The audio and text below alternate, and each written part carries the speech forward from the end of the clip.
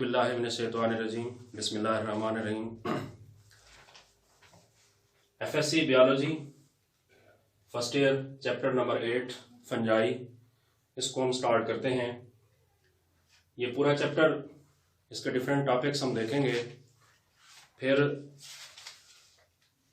इसके इख्तिताम पे एक टेस्ट जो है वो कंडक्ट किया जाएगा, जिसमें जितनी रिलेटेड वीडियोस आप देखेंगे उसके मुतालिक MCQs, शॉर्ट क्वेश्चंस और लॉन्ग क्वेश्चन जो है उसमें दिए जाएंगे, जिसकी आपने जो है वो प्रैक्टिस करनी है। तो हम टॉपिक की तरफ आते हैं। Introduction, general characteristic of fungi. Fungi के बारे में सबसे पहले हम देखते हैं कि ये हैं क्या।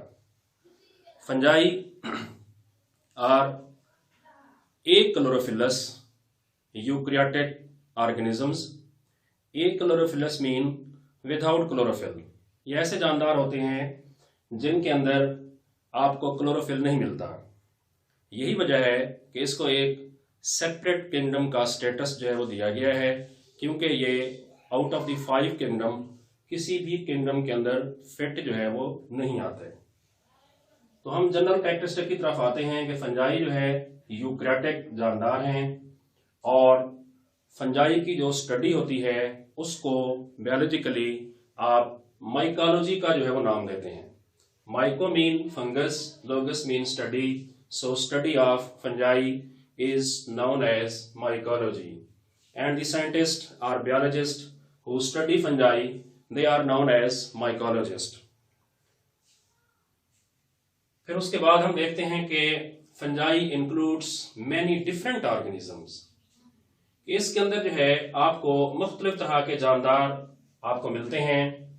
पैथोजेनिक होते हैं, ये बीमारियां फैलाते हैं प्लांट्स के अंदर, एनिमल्स के अंदर।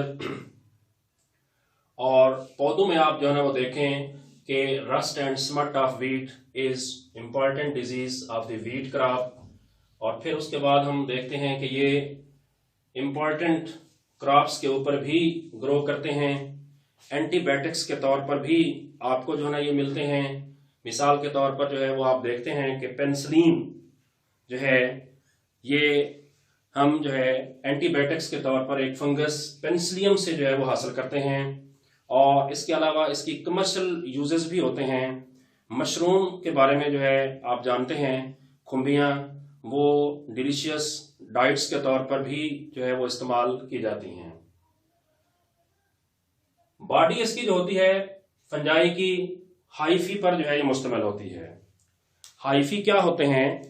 Hyphae are the thin thread like filamentous bodies that separate on a substratum when they grow। जब फंजाई ग्रो करते हैं तो इस तरह ये फिलामेंटस बॉडीज जो है ये बनाते हैं।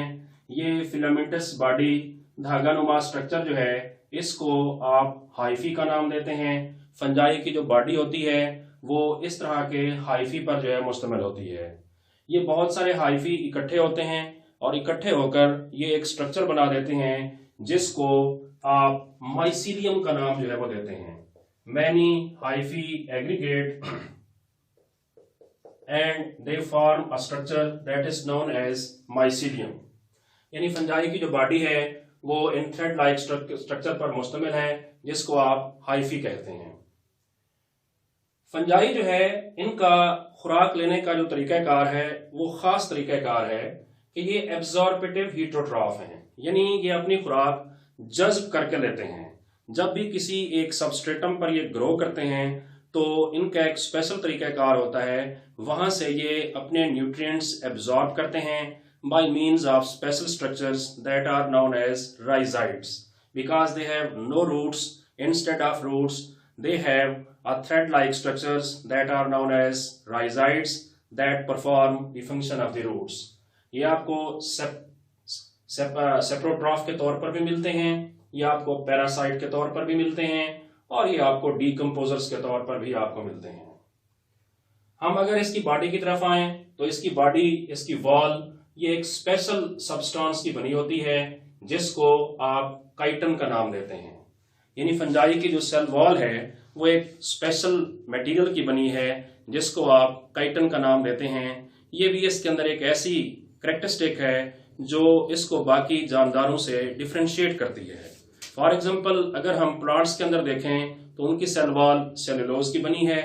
अगर हम बैक्टीरिया को देखें या हम प्रोकैरियोटिक जानदारों को देखें तो उनके अंदर जो सेल वॉल होती है वो पेप्टाइडोग्लाइकेन और म्यूरिन की बनी होती है, जो एक स्पेशल सब्सटेंस होता है। तो इस लिहाज से इनके अंदर जो सेल वॉल है वो काइटन की बनी है, जो इसको बाकी जानदारों से डिफरेंशिएट कर रही है। इसी वजह से इनको एक सेपरेट किंगडम के अंदर जो है भी रखा जाता है। फंजाई के अंदर कोई सेंट्रियोल आपको नहीं मिलता, जो एक एनिमल का कैरेक्टर है। तो किसी भी तरह के फंजाई के अंदर कोई सेंट्रियोल जो है वो आपको नहीं मिलेगा। फंजाई जो है नॉन मोटाइल है, मीन्स के ये हरकत नहीं कर सकते। ये एक ही सबस्ट्रेटम के ऊपर रहते हैं और इनका जो हाइफी का सिस्टम होता है वो जहां पे भी ये ग्रो करते हैं वो हाइफी का सिस्टम यूं फैलता जाता है और ये अपना नेटवर्क जो है वो बनाते जाते हैं। फंजाई के अंदर जो रिजर्व फूड आपको मिलती है वो ग्लाइकोजन की सूरत के अंदर मिलती है। इनके अंदर जो सरप्लस फूड होगी that will be in the form of glycogen.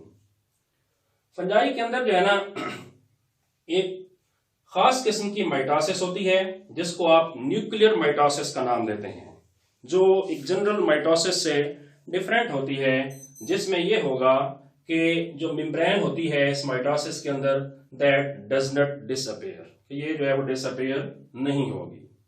फिर हम आते हैं कि फंजाई के अंदर जो रिप्रोडक्शन है वो रिप्रोडक्शन जो है वो किस तरह की है। फंजाई के अंदर दोनों तरह की रिप्रोडक्शन होती है। ये सेक्सुअल रिप्रोडक्शन भी इसके अंदर मौजूद है और सेक्सुअल रिप्रोडक्शन भी इसके अंदर होती है। जो ये सेक्सुअल रिप्रोडक्शन है उसके डिफरेंट मोड्स हैं जो कमिंग आने वाली वीडियोस के अंदर आपको मिलेंगे। उसका एक अलहदा लेक्चर होगा जिसमें आप रिप्रोडक्शन के बारे में जो है वो देखेंगे।